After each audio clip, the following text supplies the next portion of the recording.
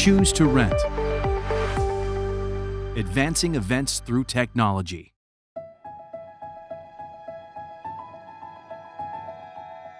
In this video, we will show the proper printer cleaning steps along with print darkness testing steps. Unfasten the clips and remove the plate and roller from the printer.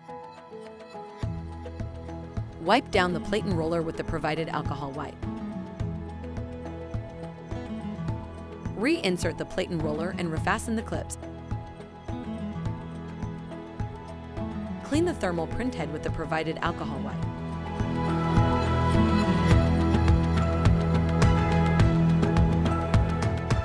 Align the printer's sensor with the middle marks. Insert the badge paper through the back of the printer and close the top.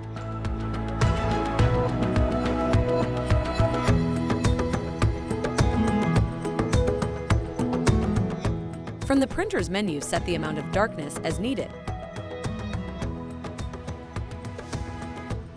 Set the printer to calibrate from the menu screen, and your printer will be ready to print.